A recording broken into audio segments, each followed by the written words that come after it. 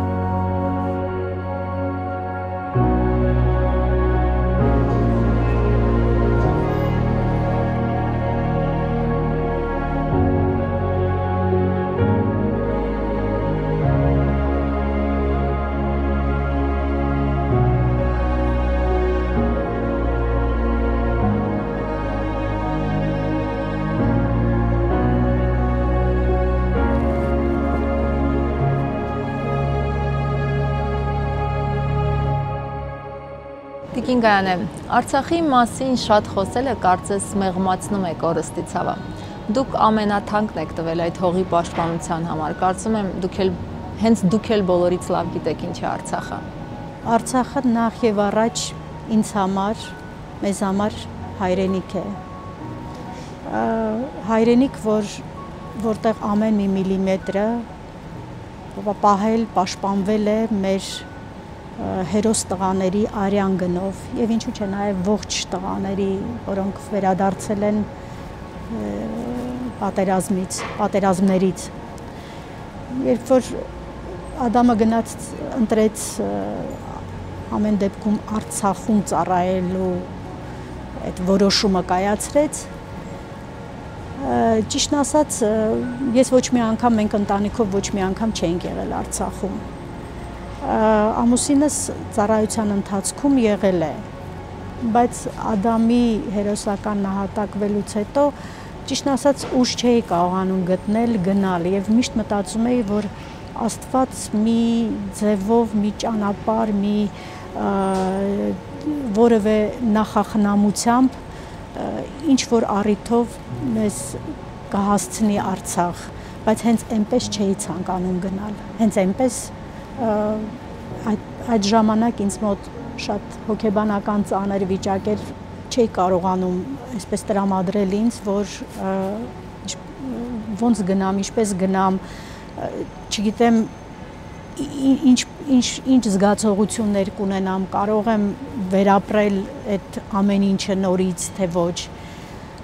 բայց առաջին անգամ այսպիսի մի առիթ եղավ տիկին Մարգարիտա Թարանյանը, որը հասարակական կազմակերպություն ուներ, կարծեմ ազգային ժողովին առընթեր, ինչպես նաև տիկին Դադայանը պատգամավոր ազգային ժողովի, այսպիսի մի նախաձեռնություն էին որոշել, որ պետք է մկրտվեն Ջաբրայելի ջրականի զինվորները, ովքեր որ մկրտված չեն, սակայն պետք է լինե զոհված հերոսների ընտանիքի անդամներից մեկը եւ կանգ էին առել մեր ընտանիքի վրա, այսինքն որոշել էին, որ կնքահայրը պետք է լիներ Ադամի հայրիկը, իմ ամուսինը։ Երբ որ եկան տիկին Մարգարիտան եկավ առաջարկով, նա շատ զգուշորեն, այսպես շատ եւ ամենաառաջին հերթին անverջ խոսում էր Ադամի մասին եւ ասում, որ որքան են Արցախում սիրում Ադամին եւ դա կարծես թե բոլորի հերոսն է Ադամը եւ առաջարկությունն արեց եւ այսպես շատ սիրուն ձևով հավելեց, ասաց, որ մենք ամեն մեկին չենք առաջարկում, այդ առաջարկը ամեն մեկին չենք կարող անել եւ երևի ակնկալում էր, որ մենք չենք մերժի եւ այդպես էլ եղավ, ամուսինս չմերժեց, մենք մոտ 1 ամիս հետո գնացինք Արցախ, այնքան գրկաբաց ընդունեց Արցախը մեզ, նախ ես Ադամին երազի շատ հազվադեպ եմ տեսնում, բայց դրա նախորդ օրը ես իրեն տեսա շատ կենսուրախ, ուրախ, շատ բարձր տրամադրությունով։ Ես զգացի, որ ինքը քաջալերում է, ինքը, այսպես ասած, կողմ է եւ շատ ուրախ է, որ մենք այցելում ենք Արցախ, մենք պետք է լինենք նաեւ ջրականում,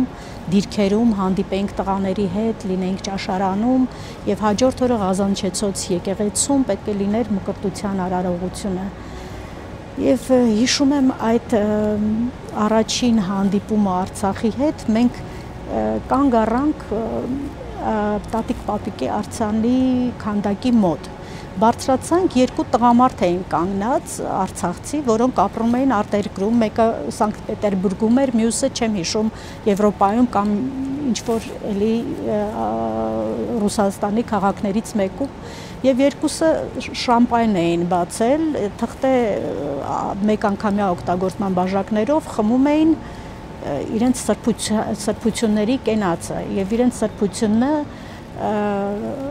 տատիկ պապիկի արձաններ, մյուսի համար գանձասարը։ Մեզ մի անգամից ներգրավեցին իրենց այդ խմբի մեջ, իրենք երկուսով էին չնայած, բաժակները տվեցին, շամպայները լցրեցին, ուզում եմ ասեմ, այդպիսի ջերմ ընդունելություն է եղել, հենց առաջինը Արցախի եւ ասացին, որ ես համարում եմ, որ իմ սրբությունը տատիկ պապիկն է, ընկերս համարում է գանձասարն է։ Ինչևէ մենք չենք վիճում, եկեք խմենք կենացը, մեր սրբությունների կենացը, հաջորդ օրը այս Ջաբրայելի ջրականի զորամաս, հանդիպում զինվորների հետ, Ադամի անունով դիրք կա Արցախում, Ադամի անունով, այո, դիրք կար, 112-րդ դիրքն էր, մարտական ուղին մեզ հանձնեցին Ադամի, որը Լևոն Մնացականյանն էր այդպես կնիքը դրել եւ ստորագրել,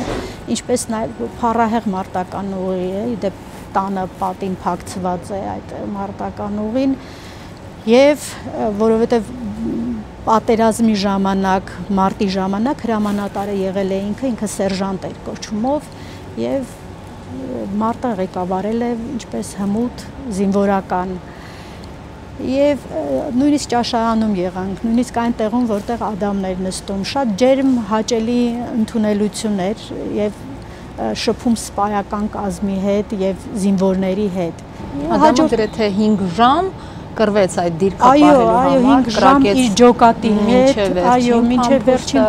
փամփուշտի 5 ժամ պայքարել են եւ շրջանաձև պաշտպանության են անցել եւ նահատակվել են համենայն դեպս իր ձայնը առավոտյան 8-ի հատվածում է խոսել իր կամանդիրի հետ, ինչպես է սպայի հետ, վերջին խոսքերը, որ արդեն ուշ է։ Ականատեսների պատմությունները լսելով ինչ զգացիք։ Իմանալով Ադամի կերպարը, որովհետև հենց իրեն մի քանի ամիս առաջ նշանակել էին կարանտինում այդ նորակոչիկները, որ գալիս են բանակ, սերժանտ։ Այսինքն զորամասում շատ ավելի փափուկ, շատ ավելի հանգիստ գործ, ավելի, ինչ ասեմ, պատասխանատվությունից քիչ ավելի, դիրքերով ավելի վտանգավոր են եւ այլն։ Բայց ինքը հրաժարվել էր, գնացել էր ղեկավարության մոտ, հրամանատարության մոտ, խնդրել էր, որ ինքը նորից դիրքեր բարձրանա եւ նույնիսկ մինչեւ այդ էլ տղաները ասում են, որ այդ դիրքերը ասում էին Ադամի դիրքեր, որովհետև ինքը անդադ այդ 112 դիրքում էր լինում իր ջոկատի ամենավտանգավոր, ամենակարևոր ստրատեգիական կարևոր դիրքն էր։ Ինչ այդ գիտեիք այդ դիրքի մասին։ Ես չէի իմանում, ճիշտն ասած, մի բան ասեմ ձեզ, ինքը չէր սիրում խոսել այդ մասին, բացարձակ ոչինչ չէր պատմում բանակային առօրյայից, շատ կծկտուր բաներ, որոնք որ ոչ մի էական բան չեն, ես այդ վտանգների կամ կողքից էի լսում, կամ ինչ-որ ընկերները հետո պատմեցին, կամ մեկը զորացրվեց հունվարին, նա պատմեց, որ դա շատ կարևոր դիրք է և երբ որ մենք բարձրանում ենք դիրքեր, ճանապարհին հակառակորդը անդադ գնդակոծում է, այսինքն ինքը անկախ ամեն ինչից, եթե նույնիսկ պատերազմ չլիներ, իրենց գործը բավականին վտանգավոր էր տղաների, այդ առաքելությունը, որոնք իրենք կատարում են սահմանին։ Եվ իր ջոկատի տղաների հետ Կարենի, Բագրատի, Ժորայի, Անդրանիկի, Բարիսի, Տիգրանի, ես այսպես որ թվում եմ մեկ-մեկ շատ վախենում եմ, որ անունները որևէ մեկի մոռանամ, բայց կարծում եմ բոլորին ասեցի։ Մի խոսքով այդ հզոր տղաների հետ կարողացել են պաշտպանել դիրքը եւ զորամասը կարողացել է դիրքավորվել երկրորդ գիծ եւ պաշտպանել թշնամուն, չթողնել որպեսզի առաջանա։ Շատերն էին ասում, դե չէին համարձակվի, դե իհարկե այդ ժամանակ չհամարձակվեցին, ինչ խոսք։ Շատ հերոսացի մայրեր վստահ են իրենց որդին ծառայելու է մինչև վերջ։ Անիմաստ են համարում նրանց խորհուրդ տալ կամ հորդորել, որ թեժ կետերում չլինեն։ Դուք չփորձեցիք ամեն դեպքում հետ պահել նրանց։ Ես փորձեցի ասել, ճիշտն ասած, մի քիչ ուշ իմացա, մոտ 1-2 ամիս հետո, երբ որ ինքը արդեն բարձրանում էր դիրքը։ Ես իմացել եմ մոտ 2 ամիս հետո մենք ընտանիքով։ Չնայած ընկերները գիտեին, այստեղ Երևանում ընկերները գիտեին, բայց խնդրել էր, որ մեզ չասի։ Շատ պատահական իմացանք, պարզապես չէինք կարողանում կապ հաստատել, ընկերոջ հեռախոսին զանգահարեցինք, ընկերը ասաց ծառայակից, որ հիմա դիրքերում է, զարմացանք, այդպես ենք իմացել, ինքը ասաց մամ, ամեն ինչ նորմալ է, իմացի, որ թույլ տուր, որ ես այսպես ինձ շատ ավելի ճիշտ ու լավ եմ զգում, էսա իսկապես ոնց որ իմ ուղին է, ոնց որ ասաց անհանգստացիր, ամեն ինչ նորմալ է, բայց այդ ժամանակ նաև եղբորը խնդրեց, չնայած ինքը համացանցում չէր սիրում տեղադրել զինվորական նկարներ, բայց եղբորը խնդրեց ընդհանրապես էջը փակել իր։ Ինձ երբեմն թվում է, որ իրենք երևի տեսել են թշնամու առաջխաղացումը, տեսել են կուտակված զորքը, իրենք հասկացել են, իրենք հասկանում էին, իրենք ամեն օր ինչի առաջ են կանգնած։ Բայց ես էլ եմ ասում, եթե մարդը ազնիվ է, եթե մարդը կիրթ է, եթե մարդը համարձակ է, եթե մարդը օժտված է մարդկային բարձր հատկանիշներով, նա նաև հայրենասեր է։ Եվ հայրենասեր լինելու, հայրենիքի համար մտածելու համար շատ բան պետք չէ, պարզապես սրտացավություն է պետք։ Ձեզ շատ են չէ հարցնում, այդ դուք եք նրա մեջ սերմանել հայրենասիրություն։ Շատ են հարցնում, բայց ես միանշանակ ասում եմ, ես ուղղակի սովորեցրել եմ ինչպես ապրել մնալ մարդ բոլոր պարագաներում եւ հայրենասիրության մասին մենք շատ չենք խոսել տանը, ինչ ճիշտ է, բայց դա մարդու մեջ է, դա մարդու երակներում է, եթե ինքը կարգին մարդ է, եթե ինքը ազնիվ է, եթե ինքը առաքինի է, ես նորից եմ կրկնում, բայց այդպես է, որովհետև հակառակ դեպքում եւ հայրենասիրություն չկա եւ ոչ մի բան չկա։ Մենք այս 10 տարիներ, մոտ 9-10 տարիներում պատկերացրեք ինչ տեսակ մարդու ասես չտեսանք եւ կեղծ բարեպաշտներ եւ կեղծ հայրենասերներ ցավոք սրտի, որոնք խաղում են հայրենասիրություն եւ նաեւ փայլուն հրաշալի մարդկանց եւ ես համոզված եմ, ես ասել եմ եւ նորից եմ ասում, որ լավ մարդիկ ավելի շատ են մեր ժողովրդի մեջ, որակով ավելի շատ է։ Ցավոք սրտի մենք միշտ կենտրոնանում ենք այն վատ մի քանի հոգի վատ տեսակի վրա։ Պետք է ուղղակի ուշադրություն չդարձնենք կամ եթե հնարավոր է չթողնենք այդ մարդկանց առաջին պլանում։ Արցախում երբևէ չէր եղել, բայց որոշել է այնտեղ ծառայել։ Այո, եւ շատ գոհ էր ծառայությունից եւ ասում էր շատ լավ, նույնիսկ մենք որ ուզում էինք գնայինք, ասում էր մի եկեք, որ պետք լինի, ես կգամ։ Ես ինքը արդեն այդքան հարգանք ու սեր էր վայելում, որ յուրաքանչյուր պահի կարող էր հանգիստ գար արձակուրդ։ Այդքան ինքը իր սիրված էր հրամանատարության կողմից, սիրված էր զինվորների կողմից։ Եվ տղաներն էլ են պատմում, ասում են, երբ որ ինչ-որ մեկը պետքա զորացրվեր, ասենք իջնեինք, արդեն գնար տուն։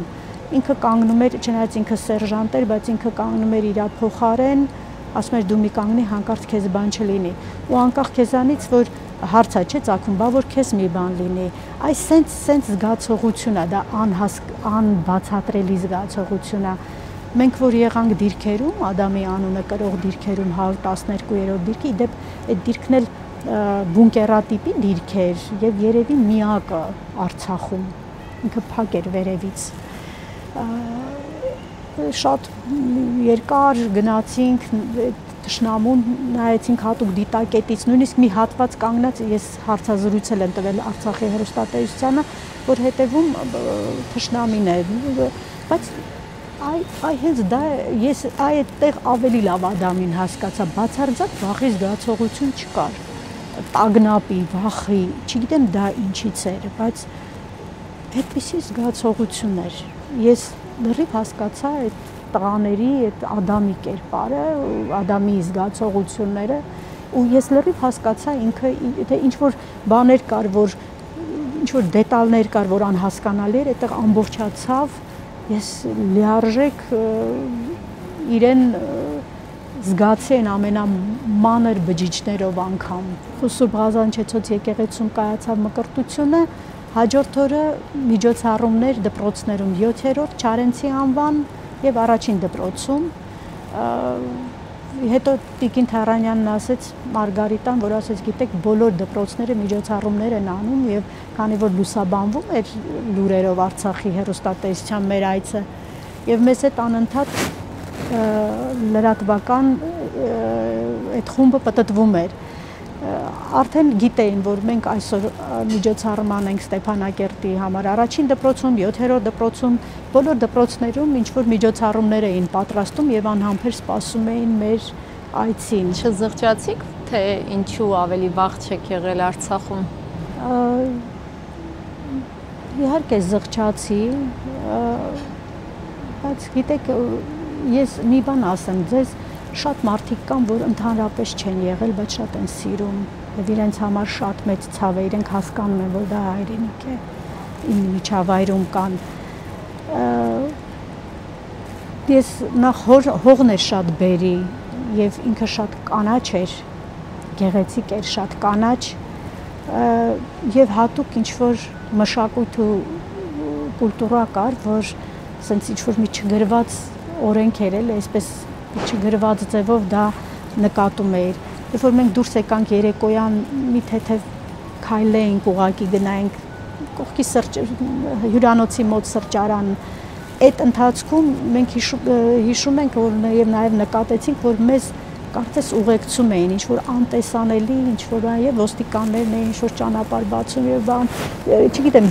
չգիտեին, կապ ունի չունին, իրանք հասկանում էին, որ դուք էստեղից չեք, էստեղից են կամ ճանաչում էին, մեծ շատերն էին ճանաչում մոտենում։ Այդ դպրոցում, որ միջոցառում եղել էր, պետք է լիներ, այդ օրը ահագին արցախցիներ էին մոտեցել եւ պահակը ներս չէր թողել, որ ներս մտնեին այդ պահին, որ միջոցառումը գնում էր։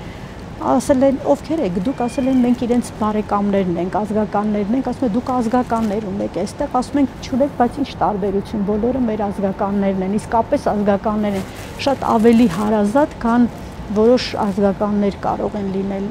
Եվս մի բան 19 թվին էլ Ադամի անվան դպրոց բացեցին Քաշաթաղի Տանձուտ գյուղում եւ տնօրենը Վանո Արշակյանը զանգահարեց տղայիս եւ ասաց, որ իհարկե շատ անակնկալ էր մեզ համար, դպրոցը հիմնատակորեն վերանորոգվել էր, նոր գույքով, շատ գեղեցիկ դպրոց եւ բավականին բարձրաստիճան պաշտոնյաներ էին ներկա, կրթության գիտության նախարարը, պետնախարարը, որոշ նախարարներ նաև պաշտոնյաներ մեծ շուկով դպրոցի բացումը կատարեցինք, շատ ուրախացանք, որ անդադ այնտեղ միջոցառումներ էին լինում եւ Վանո Արշակյանը երբ որ մեզ ընդառաջ եկավ, երբ որ մենք ասաց մենք պարզապես ուզում ենք դուք ներկա լինեք դպրոցի բացմանը, մեզ ուրիշ ոչինչ պետք չի։ Երբ որ մենք առաջինը հանդիպեցինք իրեն, ինքը ասաց գիտեք իմ երազանքը կատարվեց, մեր երազանքը կատարվեց, մենք աշակերտների հետ որոշեցինք, որ Ադամի անվան դպրոց է լինելու, մեր դպրոցը անվանակոչվելու է Ադամի անվան։ Եվ այդ ժամանակ էլ մենք էլի ձեռք բերեցինք շատ մտերիմ հարազատ սիրելի մարդիկ, նույնիսկ պաշտոնյաներից մեկ Արցախի Մարատ Հասրատյանը իր ընտանիքի հետ եկան, շփվեցինք, ծանոթացանք եւ մենք մինչեւ հիմա շատ ջերմ լավ ընկերներ ենք։ Իհարկե ոչ միայն իրենք, ես կարող եմ շատ մարդկանց անուններ տալ։ Տիկին Դադայանենց ընտանիքը, այնտեղ Նարինեն, Նայրի Հայրապետյանը եւ այլն շատ այսպես շատերն իրենց որդիներին Ադամի անվանով կոչեցին։ Այո, շատերը որդիներին Ադամ անվանակոչեցին, շատ են եւ շատ են գրում ինձ, շատ են զանգահարում կամ երբեմն Ադամի էջին են ուղարկում, Facebook-յան էջ կա Ադամի, ուղարկում են, որ կամ ասենք որպես կոմենտ են գրում, որպես որ Ադամի պատվին իմ որդուն Ադամ եմ կոչել եւ հպարտությամբ ենք պետք է կրի իմ տղան նրա անունը եւ եթե հանկարծ հարցնի մայրիկ ում պատվին ես դրել իմ անունը, ես ցույց կտամ հերոս Ադամի լուսանկարը։ Մի անգամ ասել եք, որ Ադամի տունը ուզում եք թանգարանի վերածել։ Այդ գաղափարով ինչ եք ուզում փոխանցել մարդկանց։ Գիտեք, մարդիկ մտնում են օրինակ երեկ էլ ես աշխատանքի եմ եղել, ամուսինս է տանը եղել, մտնում են ուղղակի ուզում են հաղորդակցվել, զգալ, այսպես ասած, տեսնել որտեղ է ապրել Ադամը, կարդալ այն բազմաթիվ նամակները, իր անցած ուղին, նայել իր գծագրության, գծագրական եւ կոմպոզիցիոն աշխատանքները, իր կերպարը շատ հետաքրքրում է մարդկանց եւ ամենակարևորը բոլորը միաբերան նույնն են ասում, որ էներգետիկան փայլուն ինչ որ շատ լուսավոր էներգետիկա կա եւ լավ են զգում։ Երբեմն 5 րոպեով մտնում են, ասում են պարզապես տեսնենք որտեղ են ապրել, ասենք որտեղ է ապրել Ադամը եւ այսպես 1-2 ժամ, 3 ժամ այդպես տեսեք քիչ առաջ դուք էլ նշեցիք, որ նույն այդ դիրքում էիք վախ չկար, նույն այդ երևի զգացողություններ Ադամի։ Այդպիսի զգացողություններ, որ ուղղակի դա անբացատրելի է, չեմ կարող բացատրել։ Ստեփանակերտում հիշում եմ, որ նաև որոշեցինք ուղղակի գնալ շուկա եւ օգտվել քաղաքային տրանսպորտից։ Այդ ինչ որ դետալներ եմ ուզում ասել, որ օրինակելի է, էլի շատ լավ կլինի, որ մեր մեջ դա մտնի որպես կուլտուրա, որպես մշակույթ, էլի։ Տրանսպորտը ավտոբուսը թեթև էր, շատ մարդաշատ չէր, բարձրացանք ու տեսնենք տղամարդիկ, ես եւ Հարսիկս ենք, տեսնենք բոլոր տղամարդիկ ոտքի կանգնեցին, կապ չունի, բայց նստելու տեղեր կա, չգիտեմ, դա ուրիշի հետ պատահել է, եղել է ինչ-որ այդպիսի, այդ մշակույթը, այդ չգիտեմ, վերաբերմունքը, կնոջ, այդ խորին հարգանքը, այդ գրված եւ չգրված օրենքները։ Հիմա ինչպես եք վերապրում բռնի հայաթափված Արցախի կորուստը, երբ գիտեք, որ ձեր որդին զոհվել է այդ հողի համար։ Ինձ համար կրկնակի ցավ է դա, իհարկե, կրկնակի, որովհետեւ ես այնտեղ գնալով դրանից հետո ես 3 անգամ գնացի ու փառահեղ եւ մարդկանց հետ ծանոթացա եւ փառահեղ ընդունելություն եւ սեր եւ չգիտեմ էներգետիկա եւ չգիտեմ կրկնակի է դա այդ կորուստը, բայց մի բան ասեմ ձեզ, հույսը չի կարելի կորցնել, դա հուսահատությունը, դա աստվածաշնչյան մեղքերից մեկն է, Ես մի փոքրիկ հույս ունեմ, որ կարող եմ մեծանալ, մեկ է տեսար Աստծո ճամփեքան քննելի են, որ ամեն ինչ լավ է լինելու, Արցախում հնչելու է հայ երգը, երաժշտությունը, հայոց այբուբենը եւ ապրելու է հայ մարդը իր բնորանում։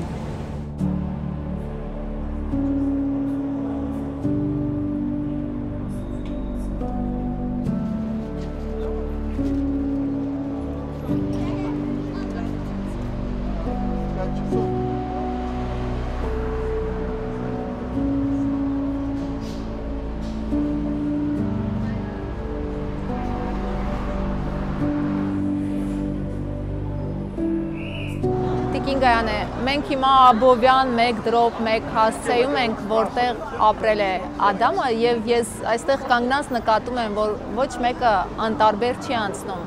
այս հատվածով։ Այո, մեր ժողովուրդը հիմնականում գալիս է, կանգնում է, կարդում է, շատերը ցայտաղբյուրից ջուր են խմում, նույնիսկ զբոսաշրջիկներն են անցնում, զբոսավարների հետ մոտենում են, եթե մի քիչ երկար կանգնենք մենք, կտեսնենք, որ զբոսաշրջիկները ինչպես են գալիս զբոսավարների հետ եւ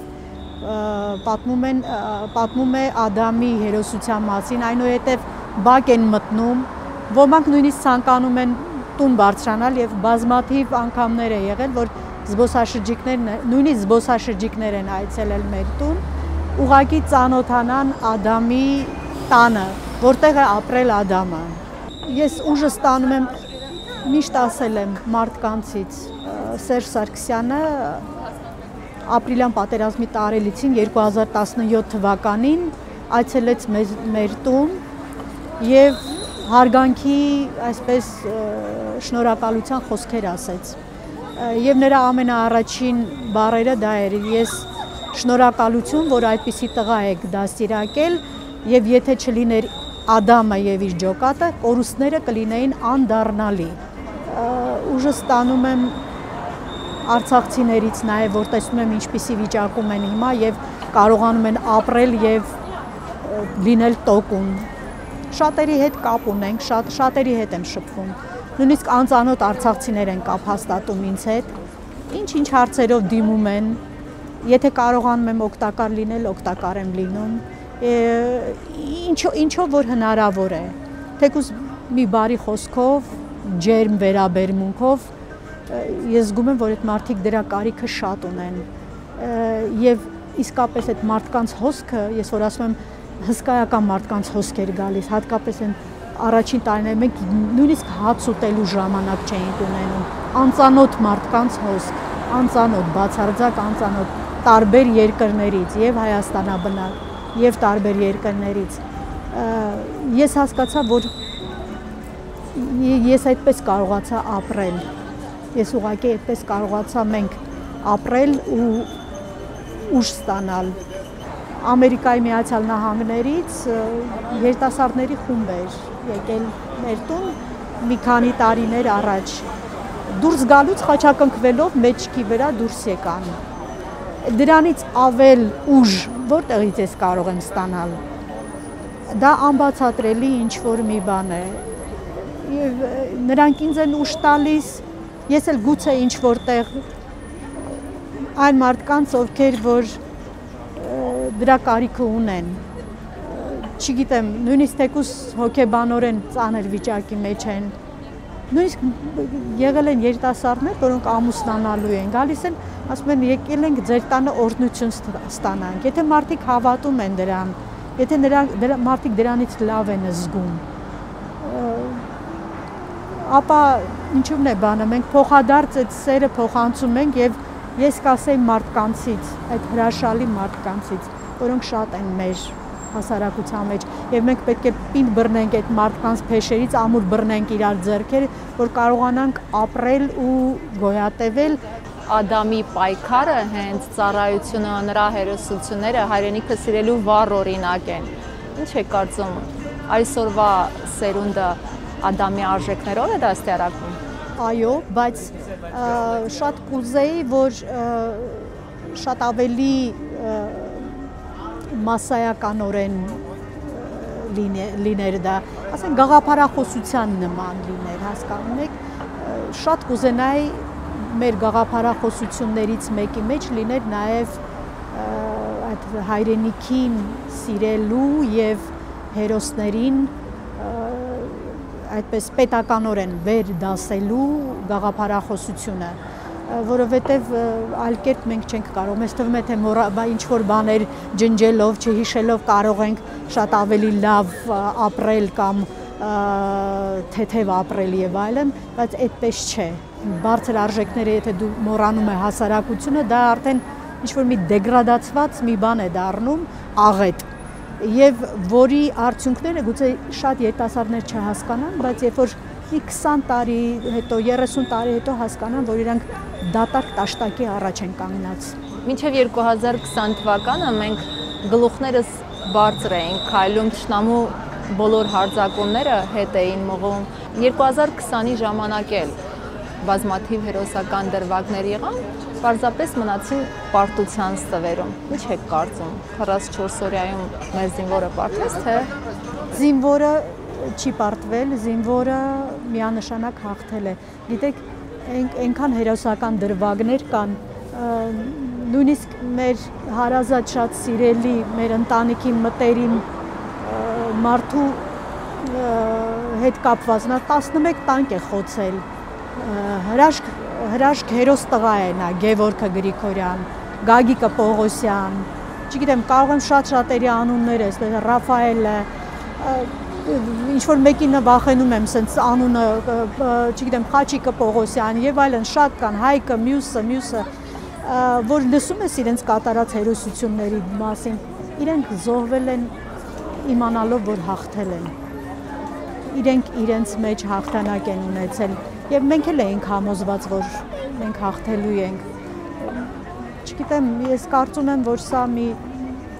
բան երազ էր, մի վատ երազ է, որ մենք մի օր կարթնանանք, այսպես